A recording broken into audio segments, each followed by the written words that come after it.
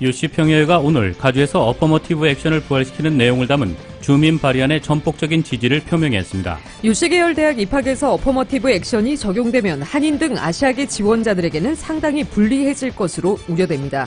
지난 2주 동안 남가주 일원에 일어난 소요 사태로 인해 피해를 입은 한인 업소가 최소 50군데가 넘는 것으로 밝혀졌으며 한인타운과 롱비치에서 가장 많은 피해를 입은 것으로 나타났습니다. 연방대법원이 오늘 트럼프 행정부가 제기한 캘리포니아주의 불체자 피난법 폐지 요청을 기각했습니다. 연방대법원이 오늘 동성애자나 트랜스젠더라는 이유로 직장 등에서 불이익을 받지 않도록 하는 LGBTQ 차별금지 보호법을 통과시켰습니다. 식품의약국이 코로나19 치료 목적으로 허용했던 말라리아 치료제 클로로킨과 하이드록시 클로로킨에 대한 긴급 사용을 취소했습니다. 미국에서 신종 코로나 바이러스 감염증의 2차 유행이 찾아올 수 있다는 우려가 높아진 가운데 일부 주지사들이 2차 봉쇄 가능성을 경고하고 있습니다. 전국의 피트니스 센터 대형 체인인 24아워 피트니스가 코로나19 팬데믹 속에 재정난이 심화되면서 파산 보호 신청에 들어갔습니다.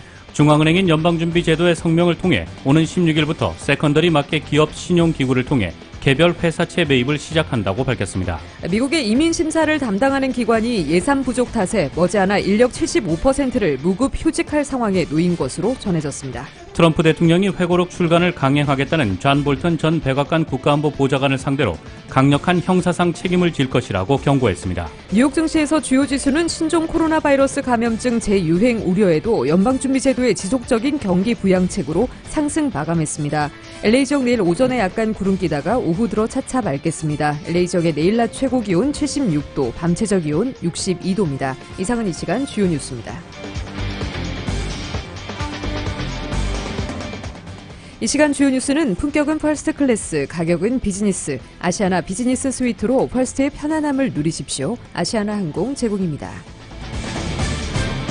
애청자 여러분 안녕하십니까? 조희정입니다. 안녕하십니까? 이균호입니다. 2020년 6월 15일 월요일 라디오 서울 2부 뉴스 1부입니다.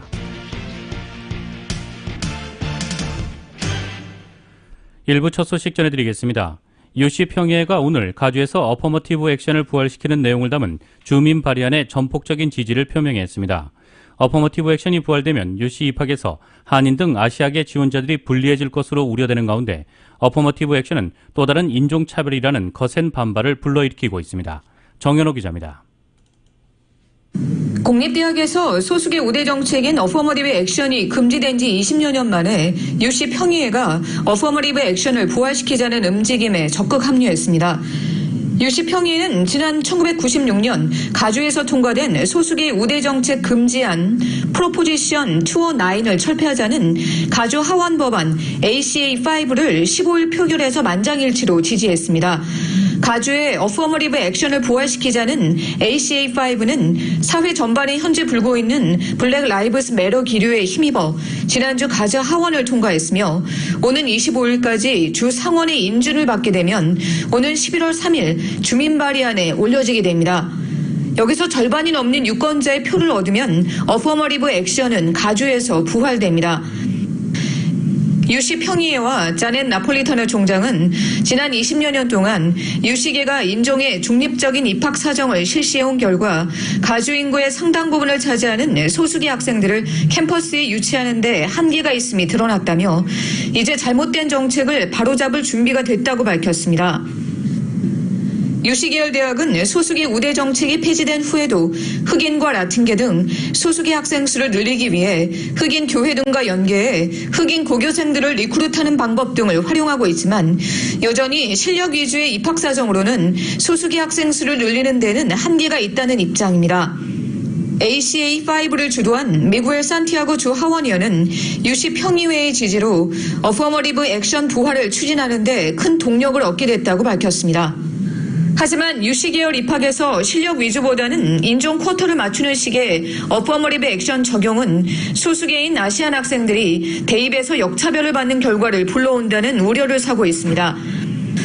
닥터양 에듀 컨설팅의 양민 박사입니다. 한국 학생들은 성적이 좋고 SAT 점수가 좋고 얌전하고 모범생이다 이런 거는 있는데 학생 하나하나에 대한 어떤 개별적인 독창성이라든지 개성이 좀 부족한데 사실 다른 에이시안 학생들이 좀 그게 더 많은 것 같거든요. 우리 학생들은 다른 학생들보다 그런 면에서 부족한 것 같은 마치 범생이 같은 것만 인식을 받기 때문에 학생이 줄어들 때 손해를 더 볼 가능성이 있죠. 그래서 그렇지 않기 위해서는 공부에서 끝내는 게 아니라 액티비티나 활동에서 좀 더 앞서서 나가야 되지 않나. ACA5를 반대하는 주민들은 소수기 우대 정책 자체가 인종차별적인 발상이라며 대입에서 실력이 아닌 피부색이 고려돼서는 안 된다고 목소리를 높이고 있습니다. 현재 change.org 청원서에는 10만 4천 명이 넘는 주민들이 서명에 동참해 주 하원이 주도하는 ACA5가 가주민을 분열시킬 것이라며 주민 발의안에 붙이는 것을 반대하고 있습니다. 라디오 서울뉴스 정현호입니다. 지난 2주 동안 남가주 일원에 일어난 소요 사태로 인해 피해를 입은 한인업소가 최소 50군데가 넘는 것으로 밝혀졌으며 한인타운과 롱비치에서 가장 많은 피해를 입은 것으로 나타났습니다. 임준현 기자가 보도합니다. 15일 LA 한인회의 커뮤니티 비상대책위원회 모임 결과 지난 5월 30일부터 6월 12일까지 약탈과 폭동 그리고 방화로 인한 한인 비즈니스 피해가 총 51건으로 파악됐으며 20군데 업소의 추가 피해 여부를 확인 중입니다. LA 한인회가 주최하고 재미 한인 건축가협회, 남가주 건설협회, 남가주 한국학원, 파바월드, 이유케어 클리닉 대표들이 참가한 가운데 열린 커뮤니티 비상대책위원회 모임은 블랙 라이브스 매터 시위를 틈탄 약탈과 방화로 남가주 지역에서 한인 업주들의 피해가 속출하면서 피해 업주들에게 지원책 마련을 모색하기 위해 온라인으로 열렸습니다. 모임에서 공개된 지역별 한인 비즈니스 피해 상황에 따르면 LA 한인타운과 롱비치에서 각각 17건으로 제일 많았습니다. LA 다운타운에서 9건, 산타모니카 3건, 리버사이드와 벤나이스 지역에서 각각 2건, 오렌지 카운티 지역 1건의 피해가 발생했습니다. 직종별로는 식당이 14곳으로 가장 많이 피해를 입었고 통신업체 10곳, 의류 판매점 7곳의 순이었습니다. 그 외에도 담배가게, 네일샵, 세탁소, 스파, 기념품 판매점, 보석상, 헤어샵 등을 운영하는 한인 업주들도 피해를 입었습니다. 피해 규모별로는 출입문 파괴, 유리벽 파괴 등 $10,000 이하의 피해가 19군데로 제일 많았습니다. $10,000에서 $50,000 피해를 본 곳은 14군데, $50,000에서 $100,000 피해를 본 곳은 5군데로 나타났습니다. 심하게 약탈을 당하거나 방화까지 일어나 $100,000에서 $300,000까지 피해를 본 업소도 10군데나 되었습니다. 이날 회의에는 약탈과 폭동으로 피해를 입은 업주들도 참여해 피해 현황을 전했습니다. 베벌리 힐스 인근 네일샵을 운영하는 제임박 대표는 특히 베벌리 힐스 근처 약탈의 규모가 다른 곳보다 커 피해가 유달리 컸다고 전했습니다. 유리문하고 이거 인사이드까지 다 얘네들이 다 가져갔거든요. 그래서 지금 영업을 못한 상태예요. 이게 열어도 네일샵은 아직 클로즈인데 열어도 지금 영업을 할 수 없는 상태예요. 올해 산타모니카 지역의 비즈니스를 처음으로 오픈해 연방정부와 주정부로부터 아무런 도움을 받지 못했다는 한 업주는 LA 한인회를 통해 도움을 받을 수 있어 천만다행이었다고 감사를 전했습니다. 이정희 대표입니다. 우리 한인회가 또 발빠르게 우리 커뮤니티 위해서 포메이션을 전달해줬던 거에 우리한테도 되게 큰 많이 도움이 된 거예요. 저희 비즈니스 우리 직원들 책임지고 도와준 단체는 한인회밖에 없다라는 거를 꼭 말씀드리고 싶었어요. 오늘요. 앞서 LA 한인회는 총 $125,000가 모금된 2차 구호 기금 중에서 $50,000를 이번 소요 사태로 타격을 입은 비즈니스에게 업소당 $1,000의 복구 자금을 지원하기로 하고 피해 규모가 확인된 한인 업소 50군데에 $1,000의 체크를 발송한 상태입니다. LA 한인회는 한인 업주들의 피해 규모가 크기 때문에 업주들을 추가 지원하는 방안과 관련 기금 모금 계획을 강구 중입니다. 라디오 서울뉴스 임준현입니다. 연방대법원이 오늘 동성애자나 트랜스젠더라는 이유로 직장 등에서 불이익을 받지 않도록 하는 LGBTQ 차별금지보호법을 통과시켰습니다. 인권보호법 6장에 따르면 성별이 다르다는 이유로 차별하면 안 된다라는 조항이 남녀 성별에서 동성애자와 양성애자, 트랜스젠더까지 아우르는 LGBTQ로 확장되는 것입니다. 연방대법원의 판결은 동성애자와 트랜스젠더를 하나의 성별로 인정하는 의미를 지닙니다. 현재 LGBTQ 커뮤니티는 100만 명이 넘는 트랜스젠더와 700만 명이 넘는 동성애자와 양성애자로 이루어져 있는데 연방대법원은 이로써 전국 내 수천만 명에 달하는 동성애자와 트랜스젠더들이 직장 내에서 권리를 보호받을 것으로 예상하고 있습니다. 알폰소 데이빗 LGBTQ 인권보호 캠페인 회장은 LGBTQ도 평등하다고 밝혀진 기념적인 승리의 날이라고 트위터에 올렸습니다. 연방대법원이 오늘 트럼프 행정부가 제기한 캘리포니아주의 불체자 피난법 폐지 요청을 기각했습니다. 불체자 피난처법은 지역 사법기관이 연방정부의 이민 단속에 협조하는 것을 금지하는 법으로 불체자들이 교도소와 구치소에 구금되어 있다 연방이민세관국 요원에 체포되는 것을 방지하고 있습니다.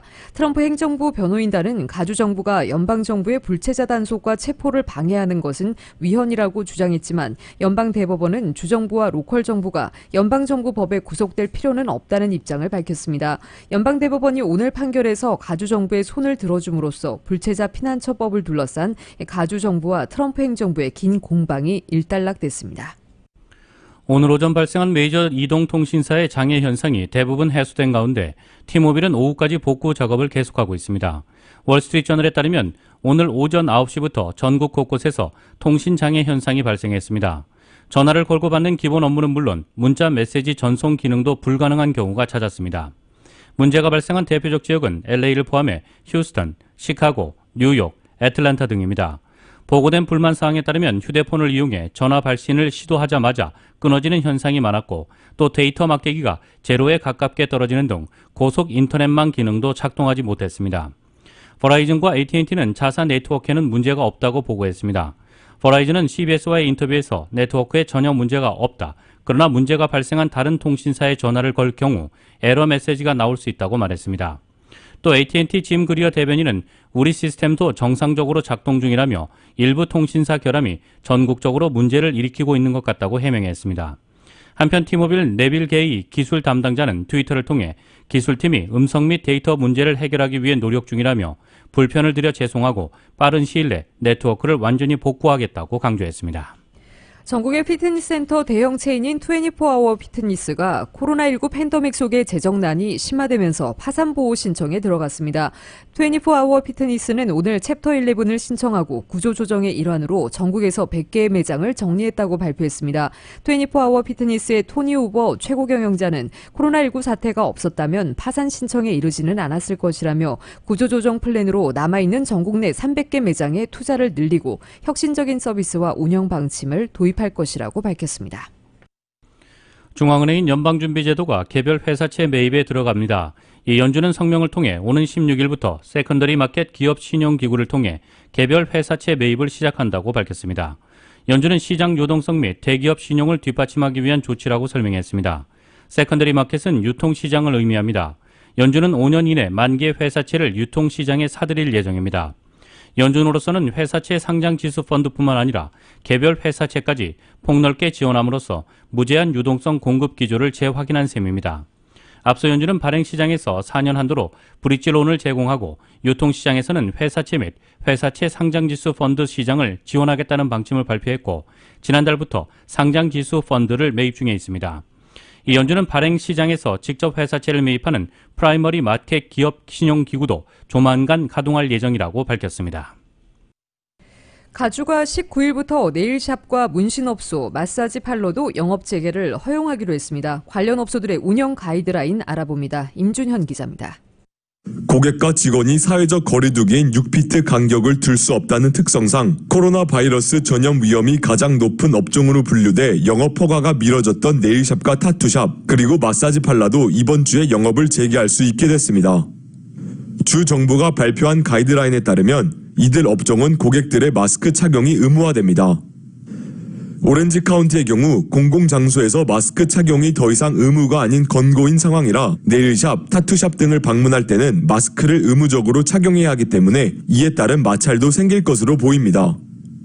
네일샵의 경우 직원들은 전부 일회용 장갑을 착용해야 하며 서비스가 끝난 후 바로 장갑을 폐기한 후 손 소독을 한 뒤 다시 새 장갑을 착용해야 합니다. 발 마사지, 페디큐어 볼 등 공용으로 사용되는 네일샵 기구들은 사용 후 바로 소독을 하거나 일회용 덮개를 씌워 사용 후 폐기해야 합니다.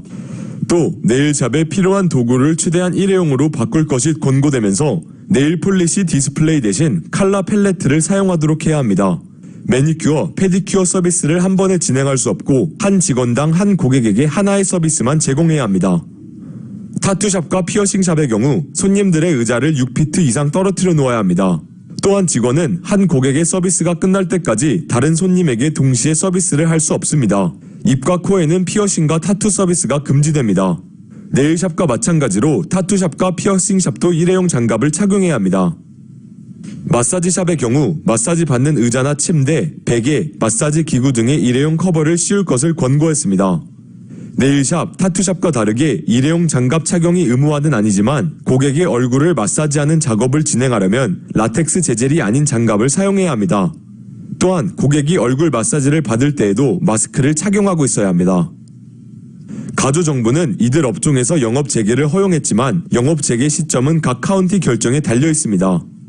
LA 카운티의 코로나19 확진자가 지난 목요일과 금요일 1일 최고치를 기록하면서 2차 확산의 우려가 나와 위험군 비즈니스 영업 재개가 미뤄질 것이 아니냐는 전망도 있지만 바바라 페러 보건국장은 현재로서 하루에 6만에서 8만 개의 테스트가 이뤄지는 등 테스트 기회가 많아졌기 때문에 더 많은 확진자가 나오는 것뿐이라고 전하면서 위험군 비즈니스 영업 재개에 긍정적인 입장을 시사했습니다. 라디오 서울 뉴스 임준현입니다. 미국 영화계에서 최고 권위를 자랑하는 아카데미상 시상식이 신종 코로나 바이러스 감염증 사태로 전격 연기됐습니다. 아카데미상을 주관하는 영화예술 아카데미는 제93회 아카데미상 시상식을 내년 4월 25일에 개최하기로 했다고 AP통신이 보도했습니다. 93회 시상식은 내년 2월 28일 열릴 예정이었으나 계획보다 8주 밀렸습니다. 코로나19로 지난 3월 중순부터 극장이 폐쇄되고 신작 영화 개봉이 줄줄이 밀린 상황에서 미국에서 상영된 한 해의 영화를 총결산하는 아카데미 측이 결국 시상식 연기 결정을 내린 것으로 분석되고 있습니다. 코로나19로 할리우드 영화 개봉 일정에 큰 혼란이 생기면서 시상식이 연기됐고 올해 개봉된 영화만으로 시상식을 열기에는 무리가 있다는 우려가 작용한 것이라고 AFP 통신은 보도했습니다. 아카데미상 시상식이 연기된 것은 역대 네 번째로 원래 개최 시점인 내년 2월을 기준으로 40년 만에 시상식이 일정이 조정됐다고 CNN은 보도했습니다.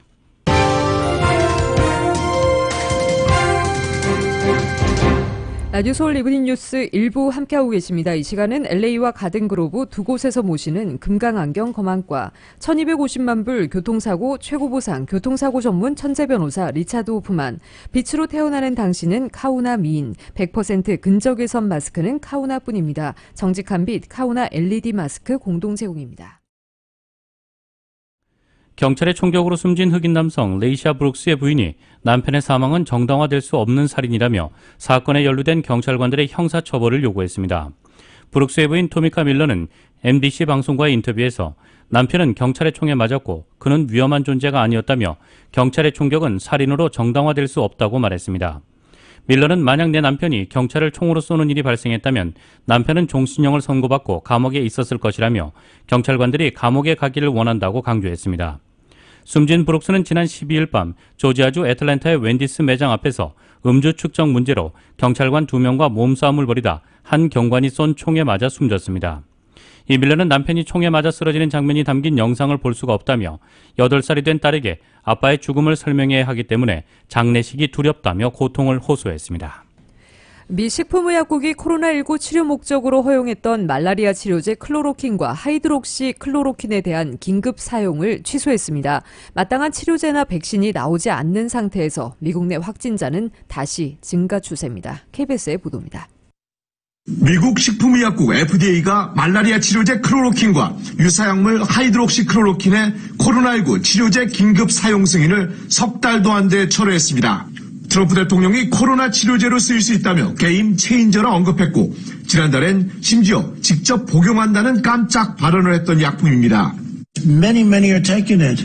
I happen to be taking it. Hydroxychloroquine? I'm taking it. Hydroxychloroquine. When? Right now, yeah. FDA는 클로로킨 등 두 약품이 코로나19 치료에 효과가 있을 것으로 믿는 것은 더 이상 합리적이지 않다고 밝혔습니다. 심장합병증 보고를 언급하면서 해당 약품이 코로나19 환자들에게 잠재적 혜택보다 더 큰 위험을 가하고 있다고 지적했습니다.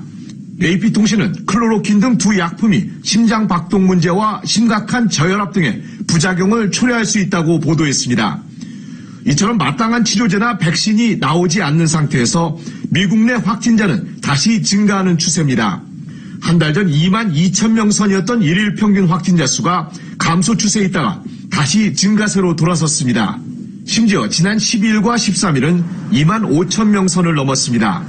애리조나주와 텍사스, 플로리다, 사우스캐롤라이나 등 확진자 증가세 있는 지역도 미국 내 22개 주가 넘었습니다. If we continue at the rate that we're moving right now and don't really do much else, we'll probably see around 12 to 13,000 cases in the first week in July. 미국 내 보건 전문가들은 주 정부가 증가하는 확진자들의 접촉 경로를 공격적으로 파악하지 못하면 바이러스 통제가 불가능하게 될 것이라고 우려했습니다. 뉴욕에서 KBS 뉴스 김철호입니다. 전 세계 신종 코로나 바이러스 감염증 누적 확진자가 800만 명을 넘었습니다. 또 코로나19에 따른 누적 사망자는 43만 3,799명으로 나타났습니다. AFP와 로이터 통신은 자체 집계를 통해 이같이 발표했습니다. 지난해 12월 중국에서 첫 코로나19 감염자가 발생한 이후 전 세계 210개국 이상에서 코로나19 감염자가 발생한 것으로 조사됐습니다. 미국에서 신종 코로나 바이러스 감염증의 2차 유행이 찾아올 수 있다는 우려가 높아진 가운데 일부 주지사들이 2차 봉쇄 가능성을 경고하고 있습니다. 필 머피 뉴저지 주지사는 NBC 방송에 출연해 코로나19가 다시 확산할 경우 기업체, 점포를 다시 폐쇄하는 것을 고려하겠다고 말했습니다. 앤드류 쿠오모 뉴욕 주지사도 전날 일부 사람들이 마스크를 착용하지 않은 채 주문 음식을 가져가기 위해 식당이나 술집 밖에 대규모로 몰리고 있다며 사업장과 사람들이 규정을 준수하지 않을 경우 다시 셧다운 조처를 할 것이라고 말했습니다. 뉴저지주보다 먼저 경제 재개에 들어간 뉴욕주는 마스크 미착용이나 사회적 거리 등과 관련해 총 2만 5천 건의 위반 사례를 접수했습니다. 또 알칸소, 엘라베마, 오리건, 사우스캐롤라이나주 등 최소한 4개 주에서 최근 1일 신규 코로나 환자가 최고치를 기록하고 있습니다. 지난주의 경우 18개 주에서 코로나19 환자가 그 전주보다 증가했고 특히 6개 주에서는 증가율이 50%를 웃돌았습니다. 앤서니 파우치 국립보건원사나 국립알레르기 전염병 연구소 소장은 최근 환자 수의 증가가 꼭 2차 유행으로 이어지는 것은 아니라고 지적했습니다. 환자 수가 증가해도 이를 제대로 관리하면 2차 유행을 피할 수 있다는 것입니다. 파우치 소장은 제대로 된 방식으로 접근하면 가을에 이른바 2차 유행이나 대규모 증가를 겪는 것이 불가피한 일은 아니다라면서도 하지만 병원 입원 환자가 늘기 시작한다면 이는 틀림없이 면밀히 주시해야 할 상황이라고 강조했습니다. 베이징의 코로나19 집단 발병 사태가 심상치 않자 중국 방역당국이 전시 상태에 진입했다고 선언하면서 20만 명에 대한 전수검사에 들어갔습니다. 세계보건기구 WHO는 이번 발병은 중요한 사건이라며 원인에 대한 추가 조사가 필요하다고 밝혔습니다. YTN의 보도입니다. 운동장이 코로나19 진단 검사장으로 변했습니다. 베이징의 최대 농수산물 도매 시장인 심파디에서 집단 감염이 발생한 것과 관련한 검사입니다. 검사 대상은 무려 20만 명으로 대부분 시장 방문자입니다. 이번 집단 감염과 관련해서 심파디의 시장 관리자 등이 전격 해임됐습니다. 베이징 당국은 수입 연어를 절단할 때 쓰는 도마에서 코로나19 바이러스가 검출됐고 바이러스는 유럽에서 온 것이라고 발표했습니다.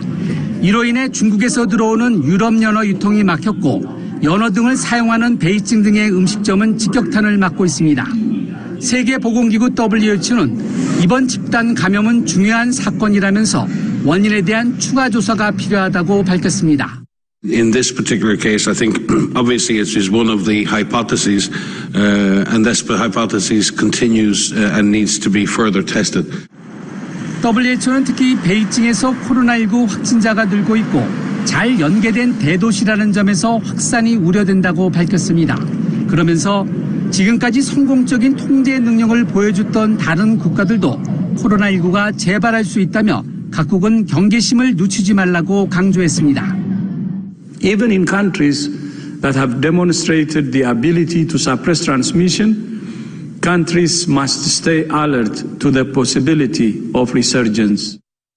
WHO는 또 남반구에 이미 독감 시즌이 시작했다면서 코로나19와 독감이 같이 유행하는 것은 과부하에 걸린 보건 시스템을 악화시킬 것이라고 지적했습니다. YTN 김상호입니다. 미국의 이민심사를 담당하는 기관이 예산 부족 탓에 머지않아 인력 75%를 무급휴직할 상황에 놓인 것으로 전해졌습니다. 정부 소식을 전문으로 다루는 매체 거버먼트 이그제큐티브 등은 국토안보부의 시민 이민국이 이번 주부터 직원의 4분의 3에 달하는 15,000명가량의 인력 감축을 통보할 계획이라고 전했습니다. 30일 뒤에도 상황이 달라지지 않으면 무급휴직에 들어갈 수 있다고 안내하는 것입니다.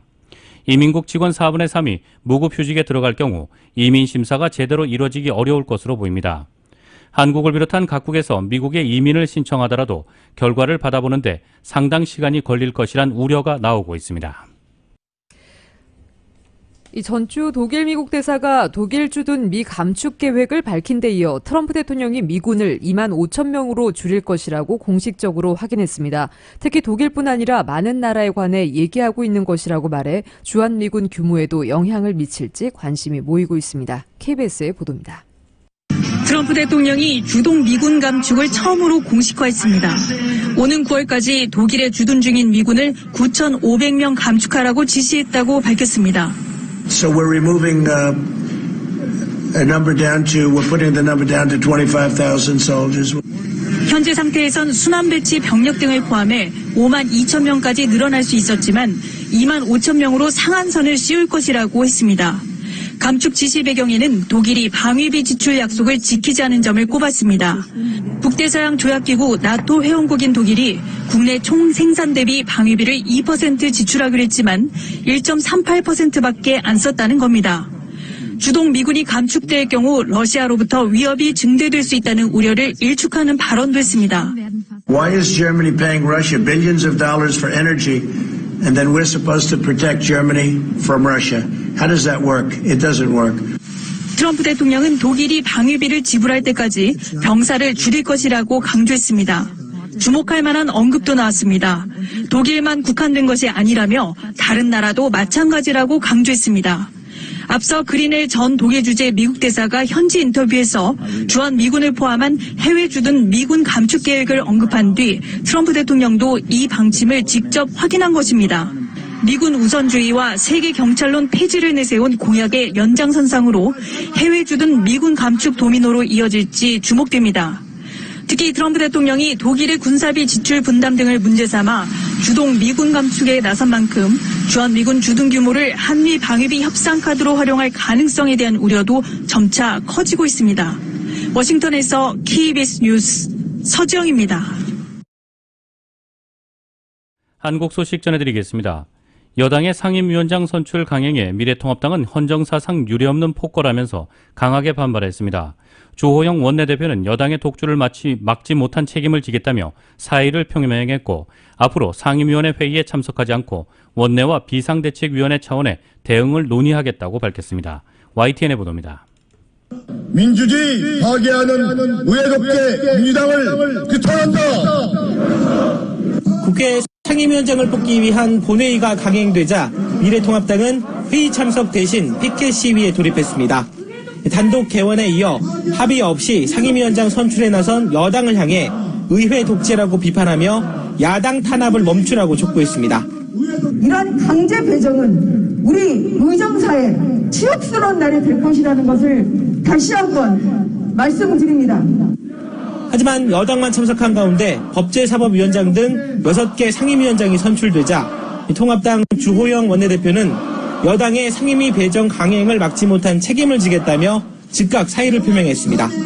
제1야당이 맡아왔던 법 사위를 못 지켜내고 그다음에 우리나라 민주주의가 이렇게 무너지고 파괴되는 걸 못 막아낸 책임을 지고 사퇴했습니다.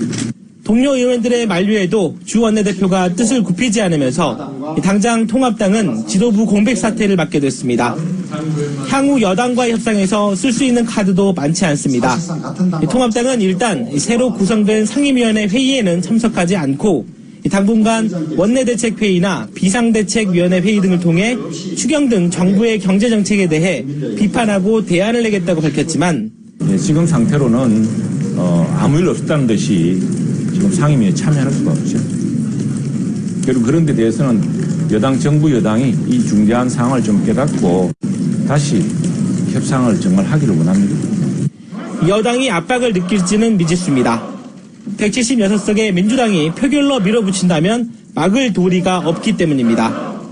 예산결산위원장을 통합당이 차지한다고 해도 뾰족한 수가 없기는 마찬가지입니다. 3차 추경 등 심사 과정에서 어느 정도 시간을 끌 수는 있겠지만 코로나19로 민생경제 피해가 심각한 상황에서 보이콧까지 하기에는 정치적인 부담이 큰 탓입니다. 이 때문에 당 일각에서는 이제라도 실리를 챙겨야 하는 것 아니냐는 주장이 나옵니다. 예결위는 물론 정무위와 국토위 등을 챙겨 민생과 산업 분야에서 여당을 견제하자는 주장인데 의원총회에서는 강경론에 밀려 힘을 얻지 못했습니다. 그렇다고 20대 국회 때처럼 국회를 박차고 나가 장외투쟁을 벌일 수도 없는 상황이어서 통합당의 고심은 더욱 깊어지고 있습니다. YTN 이승배입니다. 북한이 군사도발을 시사하면서 실제 행동에 나설지 또 어떤 수위를 택할지 관심입니다. 정경두 국방장관은 긴장감이 매우 고조된 상황이라며 모든 상황에 대비해 군사대비 태세를 유지하고 있다고 강조했습니다. YTN의 보도입니다. 1단계로 남북 연락망을 차단한 북한은 2단계 조치로 개성공동연락사무소 폭파카드를 내밀었습니다. 마지막 단계는 9.19 군사합의 파기입니다. 지난 4일 북한 김여정 제1부부장이 거론한 단계별 조치를 순차적으로 실행에 옮기는 것으로 분석됩니다. 죄값을 정확히 계산하기 위한 단계별 대적사업 기획들을 심의하고 우선 먼저 북남 사이의 모든 통신연락선들을 완전 차단해버릴 데 대한 지시를 내렸다. 적대 행위를 전면 중지한 군사 합의가 파기되면 도발 가능성이 높아집니다. 앞서 지난 1월 1일 김정은 국무위원장은 미국을 비난하며 새 전략무기를 강조했습니다. 이제 세상은 곧 멀지 않아 조선민주주의인민공화국이 보유하게 될 새로운 전략무기를 목격하게 될 것이라고 확언하셨습니다. 전략무기가 600mm 초대형 방사포를 거론한 것이라면 이미 지난 3월 선을 보인 것일 수 있지만 핵 탑재가 가능한 대량 살상무기를 염두에 뒀다면 잠수함 발사 탄도미사일 SLBM을 수중에서 시험 발사할 가능성이 높습니다. 다만 미국보다는 대남 비난에만 치중하고 있는 현실을 감안하면 서해 북방 한계선이나 비무장지대 주변에서의 전통적 도발이 예상됩니다. LL 해상 적대행위 금지 구역에서 포사격 훈련을 재개하거나 철수지 피해 경계 초소를 추진 배치하는 등 남북 군사합의 파기를 위한 군사 도발을 먼저 할 것으로 보여집니다. 북한의 이례적 군사행동 예고가 실제 도발보다는 내부 주민 결속을 목표로 했거나 남남 갈등을 겨냥한 것일 수도 있다는 분석도 나옵니다.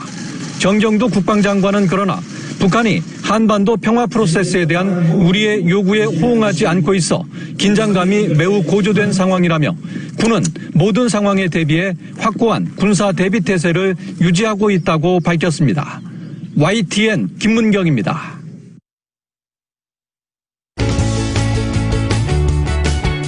헬스 에브리데이. 물을 잘 마시는 게 건강에 좋다는 건 상식입니다. 그런데 목이 마르지 않아도 물을 꼭 마셔야 할 때가 있습니다. 바로 운동 전후입니다.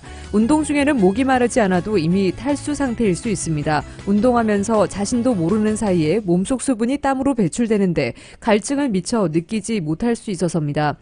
목이 마르다고 느끼면 이미 체내 수분이 부족한 상태입니다. 갈증이 느껴지지 않아도 시간을 정해두고 물을 마셔야 합니다. 탈수 예방을 위해서는 운동 시작 전 미리 물을 마시는 것이 좋습니다. 2시간 전쯤 체중 1kg당 5에서 7ml의 물을 마시면 됩니다. 운동 중 땀을 많이 흘린다면 물만 마시면 안 됩니다. 땀을 많이 흘리면 수분뿐 아니라 전해질이 함께 빠져나갑니다. 이때는 물 대신 스포츠 음료를 마시면 나트륨, 칼륨 같은 전해질을 함께 보충할 수 있습니다.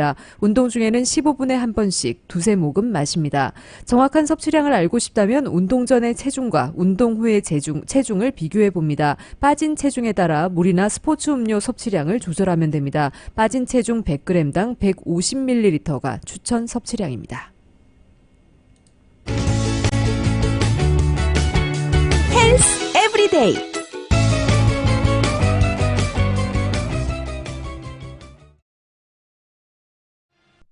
뉴욕 증시에서 주요 지수는 신종 코로나 바이러스 감염증 재유행 우려에도 연방준비제도의 지속적인 경기 부양책으로 상승했습니다. 오늘 뉴욕 증권거래소에서 다우지수는 전장보다 157.62포인트, 0.62% 상승한 25,763.16에 거래를 마쳤습니다. S&P 500지수는 전장보다 25.28포인트, 0.83% 오른 3,066.59에, 기술주 중심의 나스닥은 137.21포인트, 1.4% 0.43% 상승한 9,726.02의 장을 마감했습니다. 시장은 코로나19 발병 상황과 연준의 개별 회사채 매입 방침, 주요 경제 지표 등을 주시했습니다. 미국과 중국에서 코로나19 재유행 우려가 급부상하면서 글로벌 금융시장에 압박을 가했습니다. 중국의 주요 지표가 기대보다 부진했던 점도 빠른 경제 회복에 대한 시장 기대를 줄였습니다. 이에 따라 주요 지수는 장 초반 비교적 큰 폭 하락해 출발했습니다. 다우지수는 장중 한때 전장 대비 760포인트 이상 내렸고 주요 지수는 이후 꾸준한 반등 흐름을 나타냈습니다. 장 후반에는 주요 지수가 상승 전환에 성공했습니다. 연준이 추가 부양책을 발표한 데 힘입었습니다.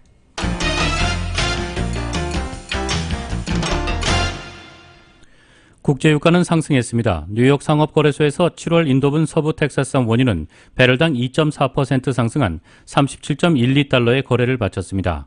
런던 ICA 선물거래소의 8월물 브렌트유는 현재 2.43% 오른 39.67달러를 나타내고 있습니다. 주요 산유국들이 감산 합의를 준수할 것이란 기대감이 높아진 것이 훈풍을 불어넣었다고 로이터 통신이 전했습니다. 각국이 신종 코로나 바이러스 감염증에 따른 경제적 셧다운을 완화하면서 글로벌 원유 수요가 살아날 것이라는 기대감도 커졌다는 분석이 나오고 있습니다. 국제 금값은 소폭 내렸습니다. 뉴욕 상품거래소에서 8월 인도분 금은 전날보다 온스당 0.6% 하락한 1,727.20달러에 거래를 마쳤습니다. 지난달 파산보호 신청을 한 미국의 렌터카 업체 허츠가 신주 발행을 통한 자금 조달 계획을 밝혔습니다. 경영 악화로 파산보호 신청을 한 기업이 유상증자에 나선 것은 극히 이례적입니다. 현금 확보를 통해 회생을 위한 몸부림으로 풀이됩니다. 오늘 CNBC 방송에 따르면 허츠는 이날 당국에 제출한 서류를 통해 5억 달러 규모의 보통주를 발행하겠다고 밝혔습니다. 허츠는 이에 앞서 지난 12일 델라웨어주에 있는 파산법원으로부터 최대 10억 달러 규모의 신주 발행 계획을 승인받았습니다. 허츠의 증자 계획은 최근 자사 주가의 이상 급등에 영향을 받은 것으로 보입니다. 허츠는 뉴욕 증권거래소로부터 상장 폐지 압박까지 받고 있는 상황으로 알려졌습니다. 세계 최대 전자상거래 업체 아마존의 최고 경영자 제프 베이조스가 하원의 반독점 청문회에 출석해 증언할 의향이 있다고 밝혔습니다. 뉴욕타임스는 아마존의 변호사가 이런 내용의 편지를 하원에 보냈다고 전했습니다. 편지에서 변호사는 아마존이 하원의 조사에 협조할 것을 약속하고 적절한 임원이 증언하도록 하겠다며 여기에는 올여름 제프 베이조스가 다른 IT 업체 CEO들과 함께 청문회에서 증언하는 것도 포함된다고 밝혔습니다. 다만 베이조스 CEO가 출석할 수 있을지는 시점과 형식, 의회가 요청한 내부 서류 준비 등 많은 문제가 먼저 해결돼야 한다며 의회가 조사하려는 주제와 관련해 사업을 관장하는 다른 고위급 임원들도 있다고 이 편지는 덧붙였습니다. 이에 앞서 하원 법사위원회는 지난달 1일 베이조스 CEO에게 편지를 보내 청문회에 출석해 자체 브랜드 상품과 관련해 증언하라고 요구했습니다. 이는 아마존 직원들이 자사 플랫폼에 입점한 독립 판매 업자들의 자료를 경쟁 제품 개발에 이용했다는 의혹이 언론에 보도된 뒤 나온 조치입니다.